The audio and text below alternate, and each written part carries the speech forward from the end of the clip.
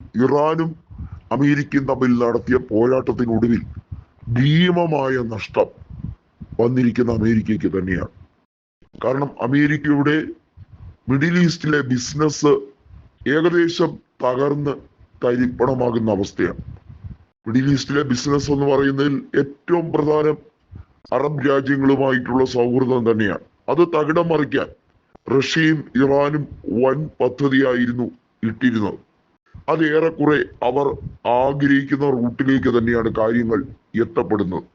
ഖത്തറും സൗദിയും അമേരിക്കയെ പുറന്തള്ളിക്കൊണ്ട് അമേരിക്കയുടെ രീതികളും സമീപനങ്ങളും ഒന്നും അംഗീകരിക്കാൻ കഴിയില്ല എന്ന മട്ടിലേക്ക് തിരിഞ്ഞിരിക്കുകയാണ്. ഖത്തറിലെ എയർബേസ് തകർത്തുകൊണ്ടായിരുന്നല്ലോ മുൻപ് അമേരിക്കയ്ക്ക് കൃത്യമായ മറുപടി ഇറാൻ കൊടുത്തത്.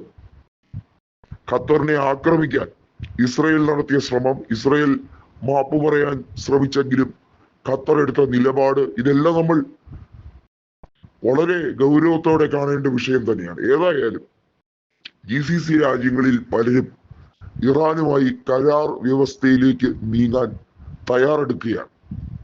അവിടെ മൂന്നാമതൊരു രാജ്യം ഉറപ്പ് കൊടുക്കുന്നുണ്ടെങ്കിൽ ആ രാജ്യം റഷ്യയാണ്. റഷ്യയുടെ കൃത്യമായിട്ടുള്ള ഇൻവെസ്റ്റ്മെന്റ് അതുകൂടി കണക്കിലെടുത്തുകൊണ്ടായിരിക്കും GCC രാജ്യങ്ങൾ പുതിയ ചുവട് വെക്കുന്നത്. ഇവിടെ എടുത്തു പറയേണ്ട ഒരു കാര്യമുണ്ട്.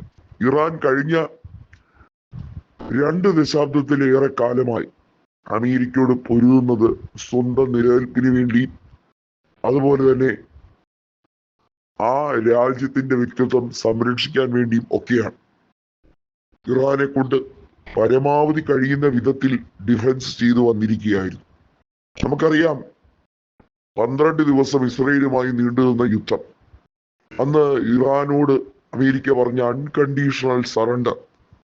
അതിനുശേഷം ഖത്തറിലെ എയർബേസ് തകർത്തുകൊണ്ട് ഇറാൻ നൽകിയ മറുപടിക്കൊടുവിൽ ഒരു താൽക്കാലിക വെടിനിർത്തൽ നിലവിൽ വരുന്ന സാഹചര്യം ഉണ്ടായി. പക്ഷേ അപ്പോഴും അമേരിക്ക കഴുകൻ കണ്ണുകളോടെ ഇറാനെ തകർക്കാൻ മറ്റ് മാർഗങ്ങൾ അവലംബിക്കുകയായിരുന്നു എന്നുള്ളതാണ് വാസ്തവം.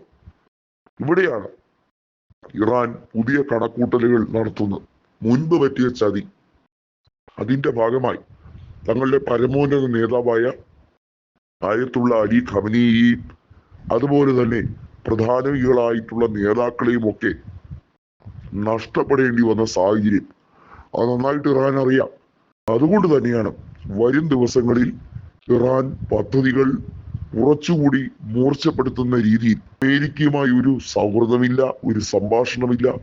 ഹോർമൂസ് കടലിടുക്കിൽ എന്തൊക്കെ രീതിയിലുള്ള നിയന്ത്രണം അമേരിക്കയുടെ ഭാഗത്തു നിന്ന് വന്നാലും അതിനെയൊക്കെ പൊളിച്ചെടുക്കാൻ കെൽപ്പ് തങ്ങൾക്കുണ്ട് എന്ന് ഇറാൻ വീണ്ടും വീണ്ടും അമേരിക്കയോട് ഗർജിച്ചുകൊണ്ട് പറയുന്നു.